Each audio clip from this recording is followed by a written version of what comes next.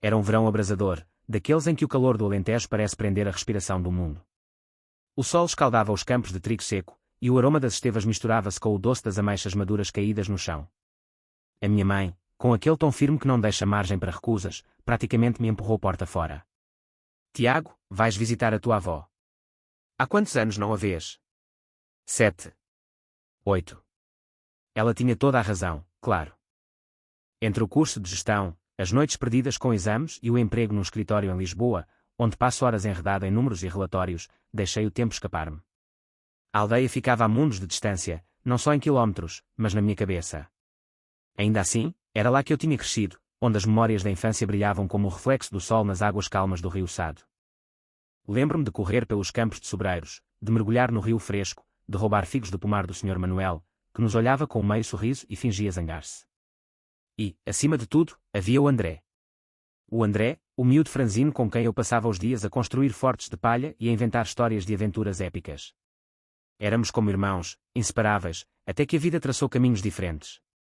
Eu fui para a universidade, ele ficou. Ou, pelo menos, era o que eu pensava. Peguei no meu velho Renault, que ranja cada mudança de velocidade, e lancei-me à estrada. A viagem até à aldeia foi como abrir um livro antigo, com as estradas sinuosas ladeadas por oliveiras e o cheiro a terra quente a entrar pela janela. Quando cheguei à casa da minha avó, uma casinha caiada com portadas verdes, ela estava no alpendre, com o seu avental às flores e um sorriso que parecia imune ao tempo. A avó Teresa, com os seus 77 anos, ainda tinha a mesma vitalidade, os mesmos olhos vivos que me faziam sentir um menino outra vez. Abraçou-me com força, e o cheiro a alecrim e pão de milho quente trouxe-me memórias de tardes na cozinha dela. Estás um homem, meu rapaz, disse, rindo, enquanto me apertava os braços. Aos 29 anos, com o meu fato mal ajustado e olheiras que contavam as noites mal dormidas, senti-me pequeno ao lado dela. A aldeia parecia congelada no tempo. As ruas de pedra, os cães vadios a cochilar à sombra da mercearia, os velhos a jogar dominó no café, debaixo do toldo desbotado. Mas havia algo diferente, uma tensão subtil no ar, como se o passado tivesse deixado cicatrizes invisíveis. Instalei-me no quarto de hóspedes, com a cama de ferro que chiava a cada movimento e cortinas de chita com estampados de girassóis. A avó Teresa pôs-me a par das novidades, o moinho da Ribeira parou de funcionar, o rio estava mais baixo do que nunca, e o filho do talhante casou-se com uma rapariga de Beja. Eu ouvia-a distraidamente, perdido nos meus pensamentos, até que ela disse, lembras-te do André? Ele voltou para a aldeia, sabias? O nome dele caiu-me como uma pedra no peito. O André, o meu companheiro de travessuras, com quem apanhava rãs no rio e ria até perder o fôlego. Depois de ir para Lisboa, soube vagamente que ele também tinha saído da aldeia, que tinha seguido a vida noutro lugar. Não imaginava que estava de volta. Onde é que ele está? Perguntei, tentando esconder a curiosidade que me queimava. A avó apontou para a janela com o queixo. Ali, perto do celeiro vermelho. Vai lá, ele está com a namorada.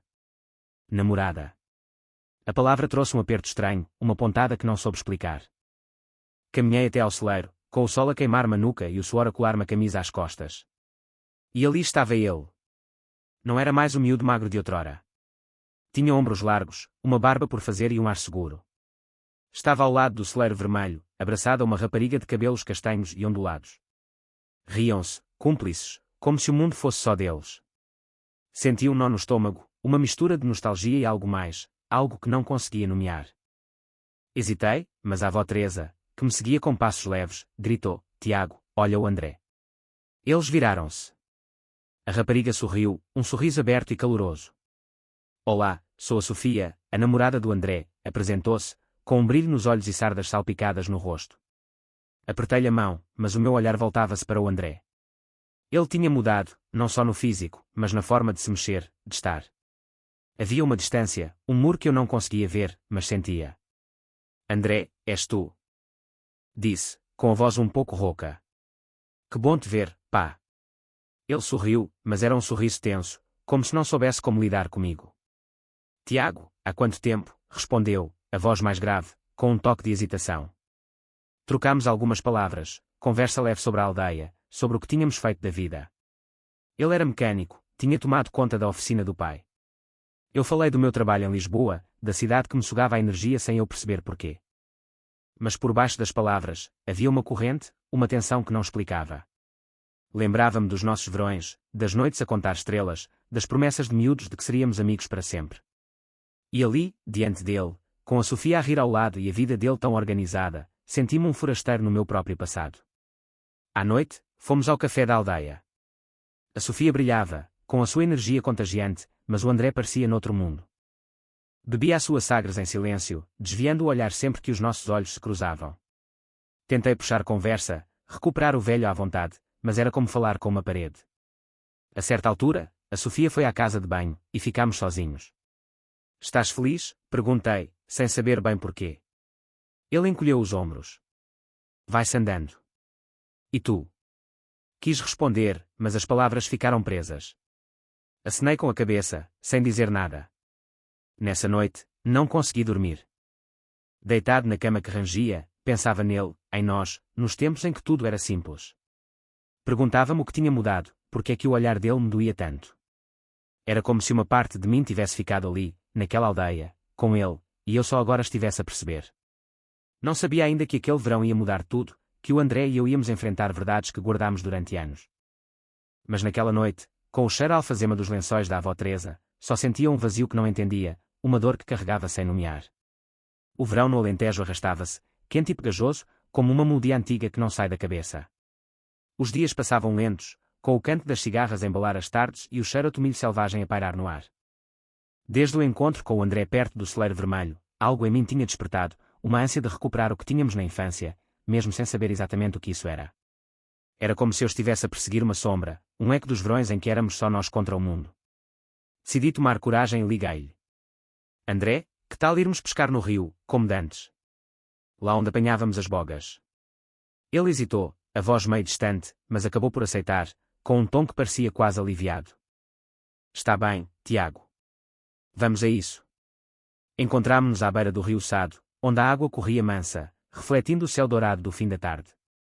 Levei 2 canas de pesca velhas que encontrei no sótão da avó Teresa, tão gastas que ainda cheiravam a madeira molhada e a memórias. O André apareceu com um sorriso tímido, mas, para minha surpresa, a Sofia veio com ele, agarrada ao braço dele como uma sombra de cabelos castanhos. Ela falava alto, ria com vontade, fazia piadas sobre os peixes que nos iam escapar. Tentei esconder a desilusão, convencer-me de que era normal, afinal, ela era a namorada dele. Mas, no fundo, tinha sonhado com um momento só nosso, como nos velhos tempos, quando o mundo não existia para além de mim e do André. Passámos a tarde a lançar as linhas, a ver os flutuadores dançarem na corrente. A Sofia esticou uma manta no chão, brincava com os cabelos e comentava cada tentativa como se fosse uma grande aventura. Olha, Tiago, esse peixe é mais esperto que tu, dizia, rindo, enquanto o André se ria com ela, mas com um olhar que parecia perdido noutro lugar. Às vezes, os olhos dele cruzavam-se com os meus, e, por um instante, era como se voltássemos a ser aqueles miúdos que contavam segredos à beira do rio. Tentei falar do passado, das vezes em que competíamos para ver quem apanhava o peixe maior, mas a Sofia interrompia sempre, trazendo a conversa para ela, para eles. Engoli o desconforto, forcei um sorriso, mas algo em mim queimava. Uns dias depois, o André sugeriu uma volta a cavalo pelos campos. Como nos velhos tempos, disse, e o meu coração deu um salto. Imaginei-nos a galopar pelos montes alentejanos, livres, com o vento a levar as preocupações. Mas, mais uma vez, a Sofia estava lá, montada num cavalo velho, rindo alto enquanto o animal trotava desajeitado. Cavalgámos por entre colinas cobertas de azinheiras, com o cheiro a terra seca e ervas selvagens a encher o ar. Tentei focar-me na paisagem, no som dos cascos, na brisa quente, mas só conseguia ver o André, a forma como segurava as rédeas, o jeito como o sol lhe batia no rosto, o riso que soltava quando a Sofia fazia uma piada. Eu sentia-me um estranho, como se estivesse a invadir um quadro que não me pertencia. Uma semana depois, tentei de novo. Convidei o André para tomar uma imperial no café da aldeia, algo simples, só nós os dois. Precisava de falar com ele, de quebrar aquele muro que se tinha erguido entre nós. Mas a Sofia insistiu em vir. Vai ser giro, não vai, disse, com aquele entusiasmo que parecia não ter fim. O André não a desencorajou, e lá fomos os 3. Sentámo-nos numa mesa de madeira, com o cheiro a café e a pão torrado a pairar no ar. As imperiais tilintavam, e a Sofia dominava a conversa, contando histórias sobre o trabalho dela em Beja e as festas da aldeia. A certa altura, ela levantou-se para ir buscar outra rodada, e o André inclinou-se para mim, como se fosse dizer algo importante. Notei as mãos dele, inquietas, a mexer no guardanapo, como se estivesse a lutar contra algo invisível. Quis perguntar o que se passava, mas ele abanou a cabeça, fechou os olhos por um segundo e murmurou, deixa lá, Tiago. A Sofia voltou, e o momento esfumou-se. A segunda semana do meu regresso à aldeia aproximava-se, e o tempo parecia escapar-me como areia entre os dedos. Tinha de voltar a Lisboa, ao meu emprego, à minha vida cinzenta de números e prazos. Mas não podia partir assim, sem falar a sério com o André. Era a minha última chance. Numa noite, peguei no telemóvel, com o coração a bater descompassado. Estás? A voz dele era rouca, como se tivesse acabado de acordar. André, lembras-te da nossa cabana na árvore, lá perto da herdade? Ele riu, um riso suave, quase melancólico. Claro, pá. Bons tempos. O som da voz dele trouxe-me de volta às noites de verão, as conversas à luz de uma lanterna, as promessas de que seríamos sempre amigos. Queres ir lá amanhã? Perguntei.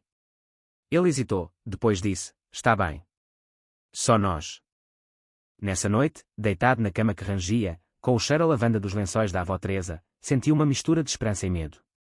Queria recuperar o André, mas não sabia se era possível voltar atrás, se aquele miúdo que eu conhecia ainda existia.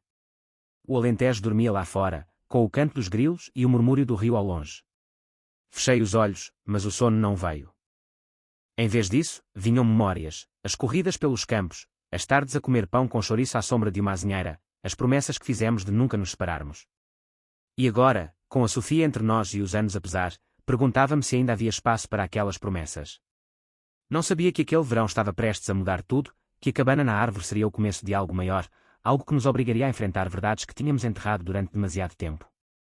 O André e eu decidimos voltar à nossa cabana na árvore, como se aquele lugar fosse um ímã, um pedaço do passado que nos puxava de volta. O caminho até lá estava quase tomado pelas silvas, e tivemos de abrir passagem entre ramos baixos, como dois miúdos numa aventura.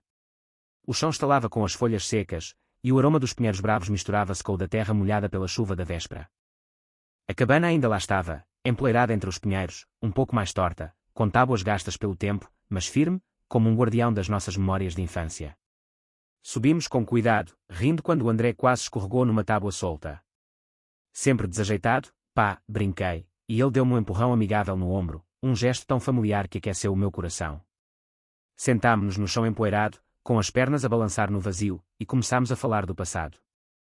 Lembrámo-nos de como construímos aquele refúgio, dois miúdos cheios de sonhos, arrastando tábuas do velho celeiro do Sr. Manuel, que nunca nos apanhou em flagrante.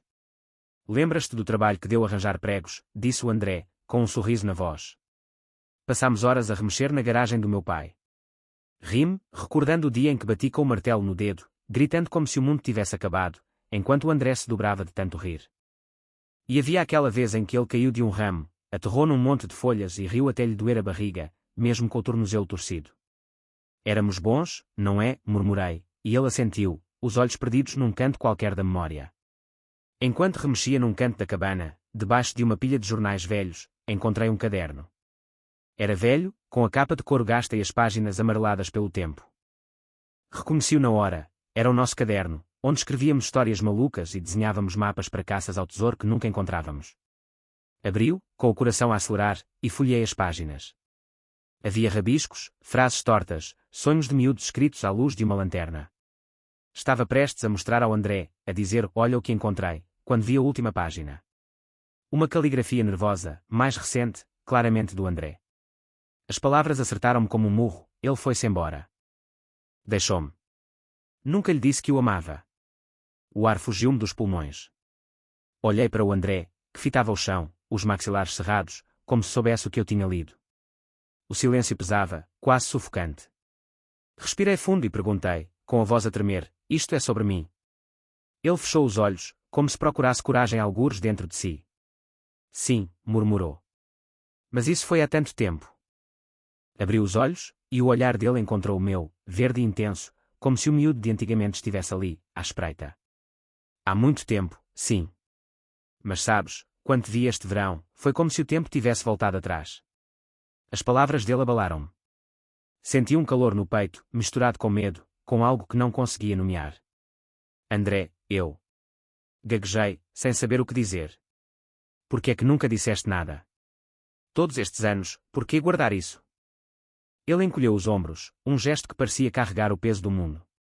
Tive medo, Tiago. Medo que me afastasses, que me visses de outra forma. Depois tu foste para Lisboa, fizeste a tua vida. Eu tentei fazer a minha. Baixou a voz, quase num sussurro. Com a Sofia, é bom. Mas não és tu. Ficámos ali, a falar a sério pela primeira vez em anos. Ele contou-me como se sentiu quando fui para a universidade, como escreveu aquelas palavras no caderno numa noite em que bebeu demais, sozinho na cabana. Eu admiti que nunca percebi o que sentia por ele, não na altura, não até este verão. Cada palavra era como tirar uma pedra de um muro que nos separava, mas doía, como arrancar uma crosta. Às vezes, ríamos, para aliviar a tensão, mas os risos soavam falsos, carregados de tudo o que tínhamos calado. Ao descer da cabana, a minha cabeça era um turbilhão.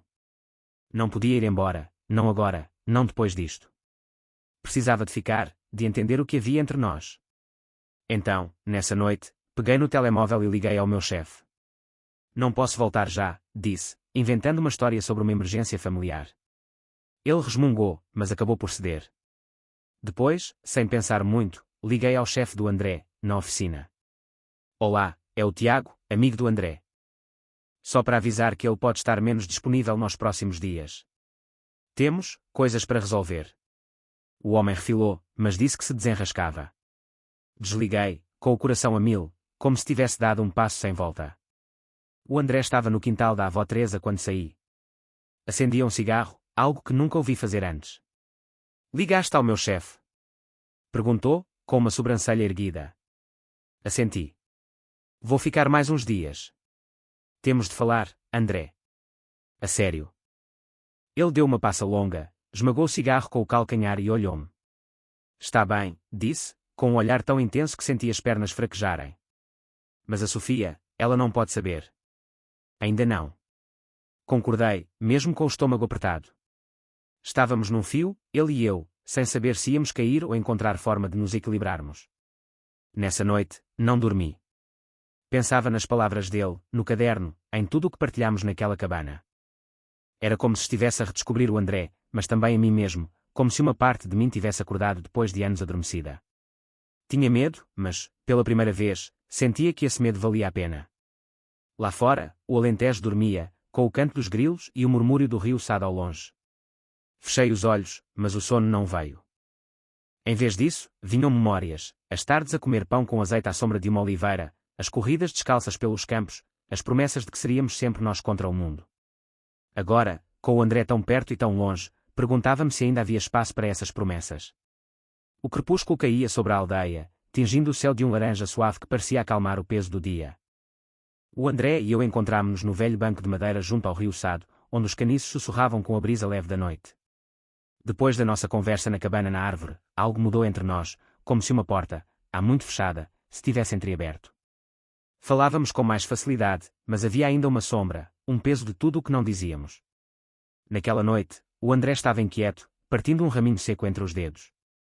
Soltou um suspiro fundo, e eu soube que vinha algo importante. A Sofia, não foi bem uma escolha minha, sabes, começou ele, com a voz baixa, quase envergonhada. Os meus pais conheceram-na numa festa da aldeia, adoraram-na logo. O meu pai não parava de dizer que ela era perfeita, que estava na hora de assentar. Quase me empurrou para o noivado. Ele abanou a cabeça, como se tentasse afastar um pensamento amargo. Tentei, Tiago. Juro que tentei ser o homem que ela merece. Mas ela, às vezes, é demasiado. Quer controlar tudo. Ergui uma sobrancelha, com um meio sorriso. Às vezes. André, ela mal te deixa dar um passo sem estar colada a ti.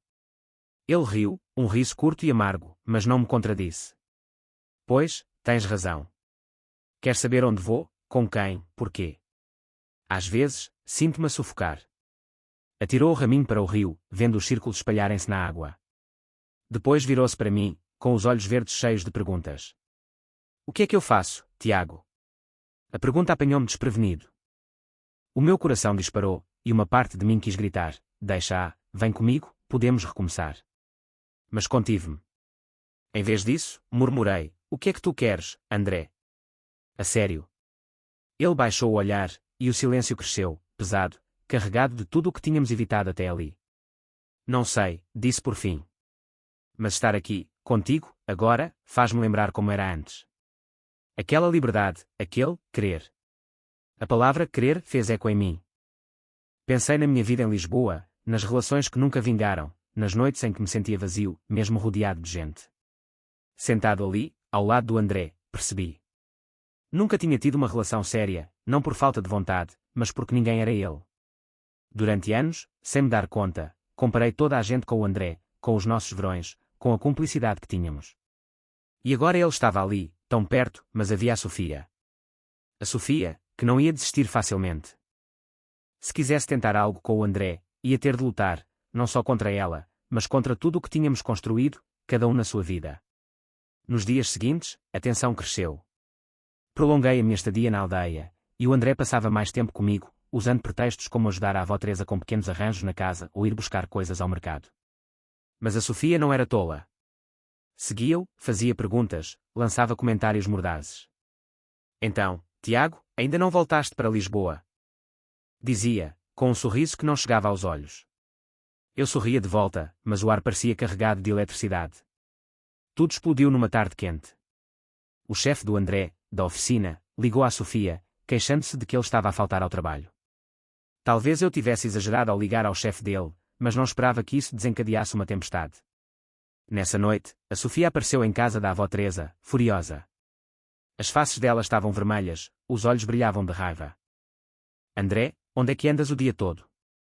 Com ele, não é? Apontou para mim, e senti o estômago apertar-se. O André, parado no quintal, parecia perdido, preso entre nós dois. Sofia, acalma-te, disse, com a voz trêmula. Mas ela abanou a cabeça, com lágrimas a formar-se. Não, não me acalmo. Faltas ao trabalho, ignoras-me, e para quê? Para andares com o teu velho amigo. A palavra amigo saiu como se fosse uma acusação. Quis intervir, mas o André lançou-me um olhar que me parou. Sofia, temos de falar. A sério. Saíram para o quintal, e eu ouvia os gritos abafados através da janela fechada. A avó Teresa, que tricotava na sua cadeira de baloiço, olhou para mim com calma. Isto vai se resolver, meu menino, disse, mas eu não tinha tanta certeza. Quando o André voltou, sozinho, parecia exausto. Sentou-se à mesa da cozinha, com a cabeça entre as mãos. Ela quer dar um tempo, disse. Diz que não tem a certeza do noivado. E, eu também não, acho. As palavras dele tiraram-me o ar. Uma parte de mim quis saltar de alegria, mas outra teve medo. Medo do que isso significava, do que viria a seguir. Sentámo-nos lado a lado, em silêncio, ouvindo o tic-tac do velho relógio da avó Teresa. Então, o André pegou na minha mão. Foi um gesto simples, mas fez-me estremecer. Tiago, não sei onde isto nos vai levar, mas quero tentar. Contigo. Apertei a mão dele com força, e, pela primeira vez em muito tempo, senti que podia respirar. Mas sabia que não era o fim. A Sofia não ia desaparecer assim. Ela gostava do André, à sua maneira, e ia lutar por ele. E eu também teria de lutar, contra ela, contra as minhas dúvidas, contra o medo que me prendia há anos. Nessa noite, olhando as estrelas pela janela, com o cheiro a pão de milho da avó Teresa ainda no ar, soube que estávamos num ponto de viragem. O André e eu tínhamos uma oportunidade, mas ia custar-nos caro. O verão desvanecia-se lentamente, com as tardes douradas a darem lugar a noites mais frescas, mas a tempestade entre mim e o André estava apenas a começar. Após a discussão com a Sofia, tudo ganhou um novo ritmo, como se o destino tivesse decidido acelerar o relógio. Sentámo-nos sob o velho sobreiro no quintal da avó Teresa, com o cheiro a terra seca e a ervas alentejanas no ar, e falámos até as vozes ficarem roucas. Sabíamos que queríamos estar juntos, mas o caminho estava cheio de espinhos. Os pais do André, especialmente o pai, eram como uma muralha. Numa noite carregada de tensão, chamaram-no à cozinha da casa deles, onde o cheiro a café forte se misturava com a raiva. Se escolheres isso, se escolheres ele, podes esquecer a oficina e o teu lugar aqui, disse o pai, com os punhos cerrados. O André contou-me depois, com os olhos úmidos e a voz trêmula. Disse-lhe que não precisava da oficina. Nunca quis a vida que eles planearam para mim. Essas palavras foram um desafio, mas viu quanto lhe custaram. A oficina era o mundo dele, o seu ganha-pão, a sua identidade na aldeia.